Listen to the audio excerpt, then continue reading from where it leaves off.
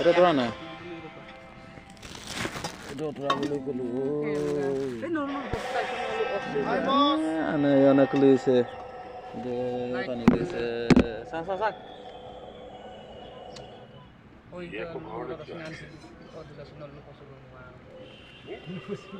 সুদৰ্শন Paras extra ordinary actor কিয় আপোনাক দেখোন লগ পাইছিলোঁ পাহৰিলে নিজে ক'লে বেয়া হয় মোৰ নাটক দেখা নাই কাৰণে মই নিজে কৈ দিছোঁ মই বহুত ভাল আছোঁ এই এখেতৰ নাটক এখনতো মই এক্টিং কৰি আছোঁ নহয়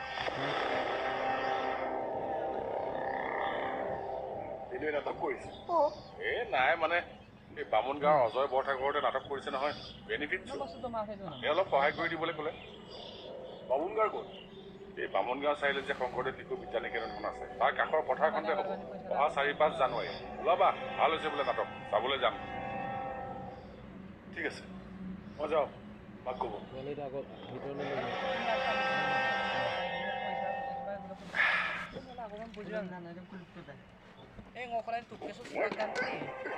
নাটক কৰাইছো হা এইটো নতুন দেই কোনটো নতুন এনেইতো চবে গানত চৰ মাৰি থাকে এনেকে মেকুৰী ধৰা দি ডিঙিত ধৰিছে যে এইটো নতুন পাগল চব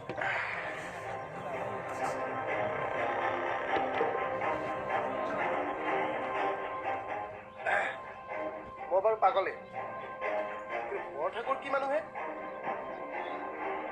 জানেই নগৰত বিশিষ্ট শিল্পী মই মোক নজনোৱাকে বেনিফিট শ্ব' পাতিছে আচৰিত কিন্তু দেই কিয় আহিছিলি সেইটো ক আৰু যা গুগল পে' নাই বুলি ক'লে যে আপুনি সেইকাৰণে নিজে আহিব কেছটোকে লৈ যাওঁ চা ল'ৰা বহুত ধৈৰ্য ধৰি আছো সদায় সদায় তোক এনেকে মই পইচা দি থাকিব নোৱাৰো এদিনৰ মূৰে মূৰে দিব মই মিলাম দিয়ক মই ইয়াতে মাৰি পেলাম কিয় ৰথিন বুঢ়া কোন কেনেকুৱা মানুহ তই এতিয়ালৈকে চিনি পোৱা নাই ইলেকশ্যনত জিকাৰ দিনাখনে কেণ্ডিডেটক মাৰি পেলাইছো ৰাতি তই কোন হা মোক কিন্তু জোকাই নলবি মৰিবি বাচা তোক মই ওলাবলৈ কৈছো নহয় ওলা ব্যৱহাৰটো বেয়া আপোনাৰো ব্যৱহাৰটো বেয়া আগলৈ কাটিছোঁ কৰিবলৈ খুজিছোঁ সঁচাকৈ এখেতে বাৰু মাৰ্ডাৰ কৰিছে নেকি এই এটা দুটা নহয় তাকো পইচাৰ বাবে আগতে ইনফৰমেশ্যনবিলাক দিব লাগে ন বাৰে বাৰে জমৰ আগলৈ মই অহা যোৱা কৰি নাথাকিলোহেঁতেন ছাৰ আহোঁ দিয়ক পইচা নালাগে ছাৰ লাগিলে যি লৈছিলোঁ মই লাহে লাহে আপোনাক ঘূৰাই দিবলৈহে চেষ্টা কৰিম জানেই নহয় গৰীব মানুহ এমাইহে দিম কিন্তু ছাৰ আহিছোঁ যা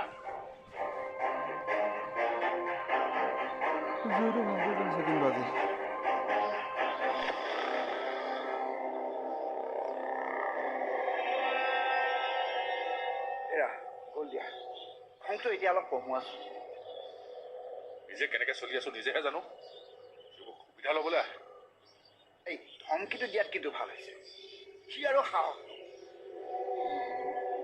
এই সেই নহয় চাহ একাপ খাবা ঘৰখন মোৰহে নহয় তোমাৰ যে মুডটো বেয়া হৈ আছে এতিয়া ক'তনো আৰু মোক চাহ খুৱাবা সেইকাৰণে তোমাৰ কথাটো উলিয়াই লৈছোঁ মই চাহ একাপ খাওঁ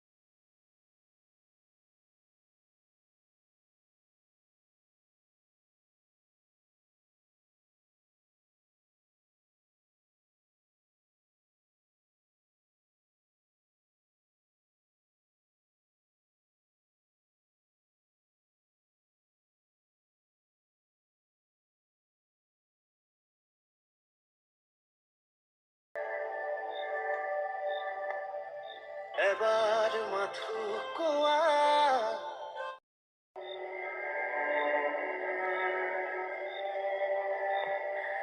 মেডিচিন খাই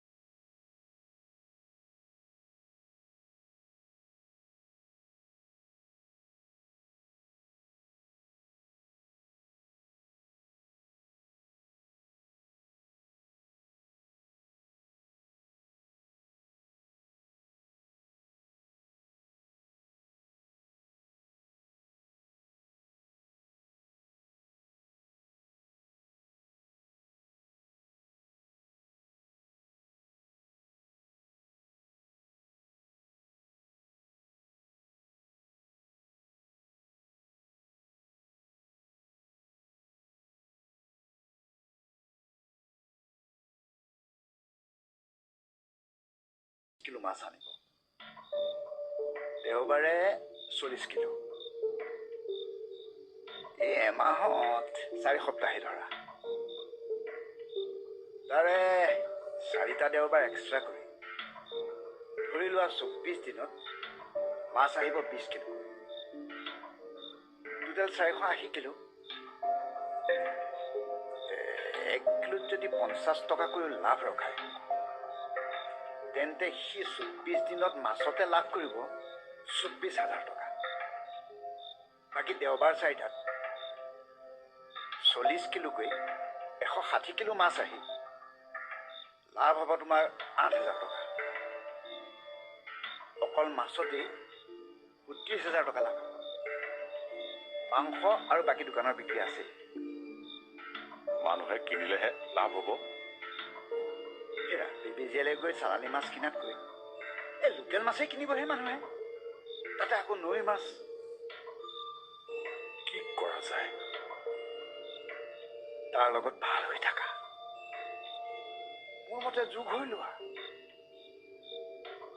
মইতো ভাল হৈ থকা অংক এটা কৰিছোঁ চুক কেনেকৈ হ'ম ইনভেষ্ট কৰি দিয়া খৰচ কৰিলোৱে দেখোন চব 1 লাখ খৰচ হৈ গ'ল নে অলপ আছে দি দিলে দেখোন পকেট খালী হৈ যাব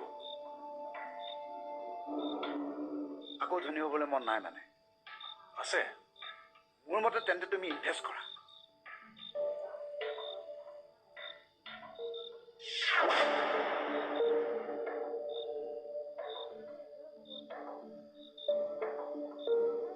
সি আহিছে ক'বা আকৌ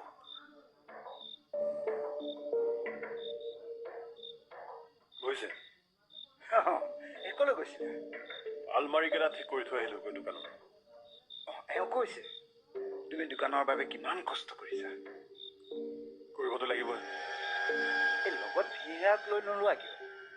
কষ্ট কৰিব। মই ভিন্দুৱে এইবোৰ সৰু সুৰা কাম নকৰে। মই সৰু কাম বুলি কৈছো নেকি? ঠিক আছে, ওলা যেতিয়া ময়ো কাইলৈৰ পৰা কাম কৰিম। কি? কিন্তু 30,000 টকা মই ইনভেষ্ট কৰিম, বিনা পইচাত মই নকৰোঁ। এ বঢ়িয়া। এৰা তোমালোক দুইজনকে মই শুভেচ্ছা জনালো। অভি, কংগ্ৰেচুলেশ্যনছ। এবাৰ মাথো কোৱা হ'ব ৰাখি। ছাৰৰ মাকে বুলি তুমি কেনেকৈ গম পালা? আবেলি কথা পাতিছিলোঁ। মই বিয়াৰ পাছতো এইখন ঘৰৰ খিয়াল ৰাখিম বুলি কৈ আছিলোঁ। তেনেকুৱাতে মাক আহিলে। মাকক ছাৰে কথাটো ক'লে। লগে লগে ডাঙৰ খাই উঠিছে। চিন্ময় ছাৰে মোৰ ফোনটো কাটিবলৈ পাহৰি থাকিলে। মই সকলো শুনিলোঁ। মোৰ বাবে মাক পুতেকৰ মাজত কাজিয়া লাগিছে। মা, মই এইখন বিয়া হ'ব নোৱাৰো। পাগলামি নকৰিবি অ মইনা। আমাৰ কাৰণে তোৰ নিজৰ জীৱনটো ধ্বংস নকৰিবি। কোনো মাক দেউতাকে নিবিচাৰে বোৱাৰীজনী আহি সেইখন ঘৰত গৈ নিজৰ মাকৰ ঘৰখনৰ কথা বেছিকৈ চিন্তা কৰক। গৌৰীয়ে যদি আমাৰ ঘৰখনৰ কথা চিন্তা নকৰি নিজৰ মাকৰ ঘৰখনৰ কথা চিন্তা কৰোঁ বুলি ক'লেহেঁতেন, মই জানো তেতিয়া মানি ল'লোহেঁতেন। মোৰ মা দেউতা নাই। মা, কথা ক'বলৈ পালে একো নাভাবা ন? বৌ, মায়ে মোক বুজাবলৈ কৈছিলে। মই বেয়া পোৱা নাই। মই মাক জানো। মোলৈ চোৱাচোন, পঢ়া শুনা নথকা মানুহ যে কথাবোৰ নভবা নিচিন্তাকৈয়ে কৈ দিওঁ। তুমি বেয়া নাপাবা। কিনো কৈ আছে মা? মই এতিয়া বেয়া পোৱাবোৰ আলোচনা কৰি থাকিব নালাগে। ববিতাক বুজাওক। মই ঘৰ চলাম নহয়। ববিতাই চিন্তা কৰিব নালাগে। মিলটো আগতকৈ এতিয়া ভালকৈ চলিছে। তেনেস্থলত তই আমাৰ বাবে ইমান ভাল ল'ৰা এটাৰ লগত তই সম্পৰ্কটো শেষ নকৰিবি অ মইনা। ছাৰৰ মাকেতো এনেকেও ক'ব পাৰিলেহেঁতেন যে মাজে মাজে যাব তাই নিজৰ ঘৰখনলৈ, কিন্তু এইখন ঘৰ চম্ভালিব লাগিব। তেনেকৈতো নক'লে। ওলোতে শুনাৰ লগে লগে জাঙুৰ খাই উঠিলে। এইটো আগলৈও হ'ব মা। মই তোমালোকৰ ওচৰলৈ নাহিলেও বেলেগ বেলেগ কথাত চিন্ময় ছাৰৰ মাকে আপত্তি কৰিব, দুখ ধৰিব। নধৰে অ ববিতা, এনেই ভাবিছা। ধৰিব বৌ, কাৰণ তেওঁলোক ধনী মানুহ আৰু তেওঁলোকৰ ঘৰলৈ যাব লগা বোৱাৰীজনী কোন? ভাড়াঘৰত পৰিয়াল থকা এজনী ছোৱালী। সৰু মানুহ। ডাঙৰ মানুহে সৰু মানুহক ভাল ব্যৱহাৰ কৰিব জানো?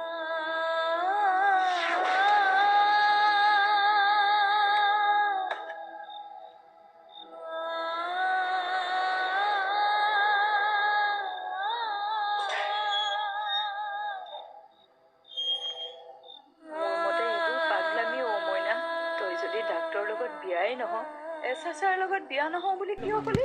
ধুই ল'লে হ'ল বস্তুটো। তেখেতেতো তোক বিয়াৰ প্ৰস্তাৱ দিছিলে আৰু তই কি হ'ল আকৌ তোমাৰ?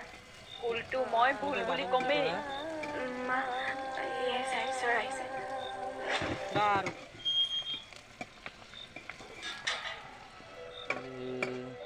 মাংসখন খাই ভাল লাগিব দেই। তুমি আহিলা। মই খুৰী বেবেজীয়ালৈ গৈছিলোঁ। তাতে ভাল ফল দেখা পালোঁ। আৰু দেই আপুনি খালে ভাল বুলি লৈ গুচি আহিলোঁ।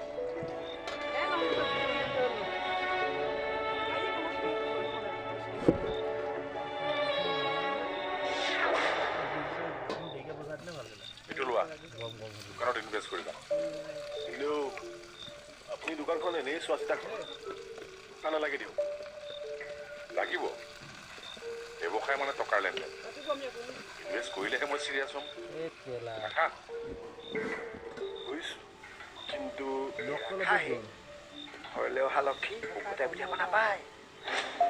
আমাৰ ঘৰ একেখনেই দাদা। বৰ লায়কৰ কথা কৈছেহে শুনিলা। আৰু এইটো বান্ধোন থাকিলে ব্যৱসায়ত লাভ নহয় পাৰে। বিজনেছ এটাত ছাকচেছ হ'বৰ কাৰণে ভাগ্যও লাগিব। হেৰা, কাম কৰিলেহে ভাগ্য সলনি হ'ব। আচ্ছা, এনেই কিমানমান লাভ হ'ব বাৰু মাছত? এইটো বুজি ৰূপটো যদি অভিয়ে বুজিলে ই গেলিলে। গাটোহে ডাঙৰ, মগজটো ইয়াৰ পৰুৱা। এতিয়া বেছি লাভ নাচাওঁ,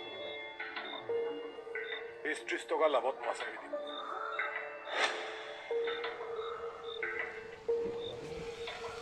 কথা কৈছোঁ। 50 মান লাখ ৰাখিব পাৰা। তাতে ভাল মাছ খোৱাবাতো ৰাইজক। আৰু 50 টকাটো তোমালোকৰ অধিকাৰহে। মই অনা নিয়া খৰচটো বাদ দি গৈছোঁ। যদি বেছিকৈ লাভ লওঁ তেনেহ'লে গ্ৰাহক কমিব পাৰে, আৰু গ্ৰাহক কমকৈ পালে লাভটোও কমকৈ হ'ব। আৰু যদি লাভ কমকৈ ৰাখোঁ তেনেহ'লে গ্ৰাহকো একে থাকিব আৰু লাভটো একে থাকিব।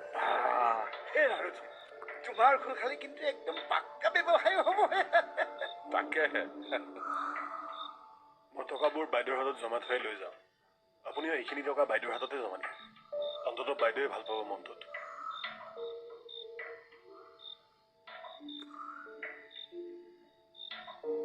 পুৰা বেপাৰী বনি গৈছে ই। পুৰা হেৰা, তুমি ওপৰতে লাভ খাই থাকিব পাৰিবা। Thank U. থেংক ইউ লৈ কি কৰিম হে? ঠাণ্ডাও পৰিছে, ব'লা কিবা এখন খাই আহোঁ।